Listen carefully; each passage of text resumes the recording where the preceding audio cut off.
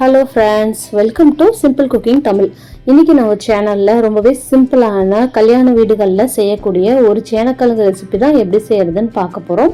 இந்த சேனக்கிழங்கு வறுவல் சாப்பிட்றதுக்கு ரொம்பவே சாஃப்டாக நான்வெஜ் டேஸ்ட்லேயே அப்படியே இருக்கும். இந்த சேனக்கிழங்கு வறுவல் செய்யறதுக்கு தேவையான பொருட்கள் இவ்வளவு தான். இப்போ எப்படி செய்யறதுன்னு பார்க்கலாம். வறுவல் பண்ணுறதுக்கு ஃபஸ்ட்டு நம்ம சேனக்கிழங்கை வேக வச்சு எடுத்துக்க போகிறோம். அதுக்கு ஒரு பேனில் ஒரு லிட்டர் அளவுக்கு தண்ணி வச்சுக்கோங்க.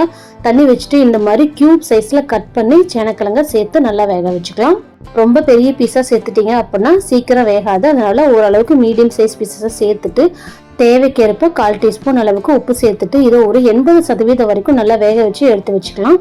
சேனக்கிழங்கை கட் பண்ண உடனே தண்ணியில் போட்டு வச்சிருங்க. இல்லை அப்படின்னா இது டக்குன்னு கலர் சேஞ்ச் ஆகிரும். பாருங்க, நல்லாவே கொதிச்சு வெந்து வந்துருச்சு.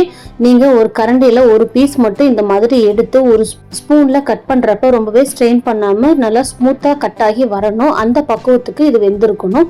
ரொம்பவும் கொலன்னு இருக்கக்கூடாது. நீங்க ஸ்பூன்ல கட் பண்றப்ப அது கரெக்டா கட் ஆகி வர பக்குவத்துல இருந்தாலே போதும். பாருங்க, இந்த அளவுக்கு இருக்கணும். இப்ப இதை எடுத்து வச்சிடலாம்.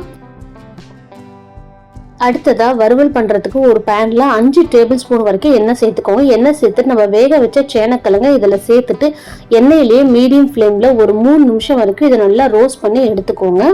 நம்ம தண்ணியில ஒரு 80% வரைக்கும் தான் வேக வச்சு எடுத்திருக்கோம். அதனால மீதி ஒரு 20% இந்த மாதிரி எண்ணெயில ரோஸ்ட் பண்ணி எடுக்கிறப்ப சாப்பிடும் பொழுதும் டேஸ்ட் நல்லா சூப்பரா இருக்கும்.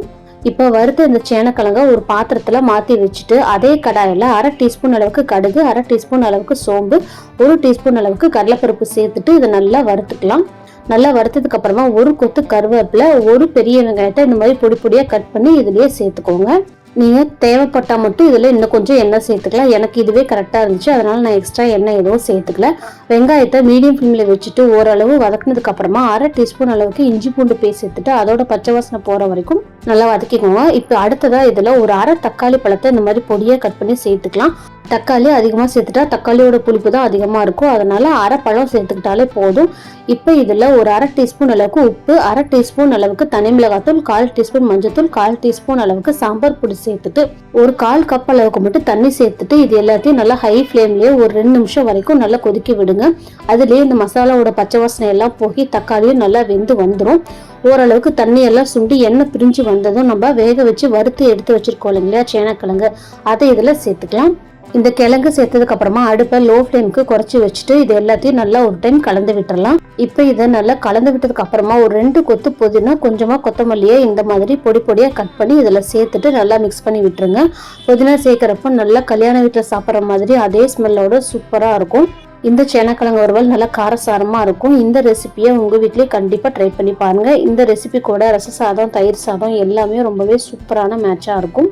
எல்லா விதமான தேங்காய் அரைச்சி விட்ட கூட்டுக்கோடையும் இந்த வறுவல் தொட்டுட்டு சாப்பிட்றதுக்கு அவ்வளோ சூப்பராக இருக்கும். நம்ம சேனல்லையே நிறைய பொரியல் ரெசிபி, வறுவல் ரெசிபி எல்லாம் போட்டிருக்கோம். அதோட லிங்க்கும் டிஸ்கிரிப்ஷனில் தரேன், மறக்காமல் செக் பண்ணி பாருங்கள். இந்த ரெசிபி ட்ரை பண்ணிவிட்டு நம்ம சேனல் உங்களுக்கு பிடிச்சிருந்தா லைக் பண்ணுங்கள், ஷேர் பண்ணுங்கள், கண்டிப்பாக சப்ஸ்கிரைப் பண்ணுங்கள். தேங்க்யூ.